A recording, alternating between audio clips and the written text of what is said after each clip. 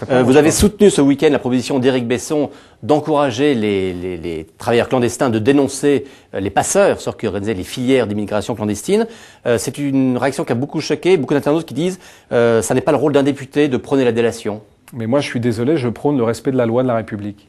Vous savez que la dénonciation et pas la délation, j'ai rappelé que c'était deux choses différentes. La dénonciation, elle est aujourd'hui dans le code pénal, article 61, 62, 63.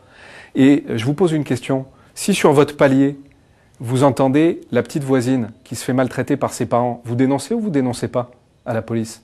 Vous êtes complice ou pas de ce qui se passe? Et en matière d'immigration, c'est la même chose. Mais bien sûr, vous avez des gens qui sont maltraités, exploités, à qui on prend tout.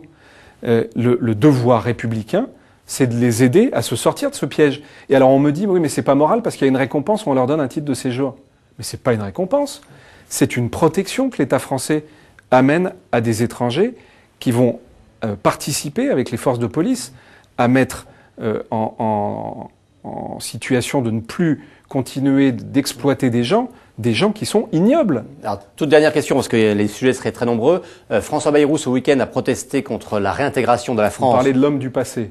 Je parle du président du MoDem qui a dénoncé le fait que la France réintègre les structures intégrées de l'OTAN. Il y a un autre qui vous dit, moi je suis gaulliste, et c'est quand même un comble que ce soit François Bayrou qui aujourd'hui défend cette vision gaulliste des choses. Il ne vous a pas échappé. Moi j'ai commencé au cabinet de Jacques Chaban-Delmas. J'étais, il y a quelques jours, en train de travailler sur les systèmes de répartition plus justes des profits avec quelqu'un que vous connaissez qui est Philippe de Chartres. Donc le gaullisme, je m'y sens attaché évidemment. Mais en même temps, je dis à cet internaute, qu'est-ce qu'aurait fait le général de Gaulle aujourd'hui? Et je dis à cet internaute, est-ce qu'à un moment, il ne faut pas regarder l'avenir, plutôt de regarder le passé? J'ai dit François Bayrou, l'homme du passé, parce qu'il a une seule chose, c'est un rétroviseur.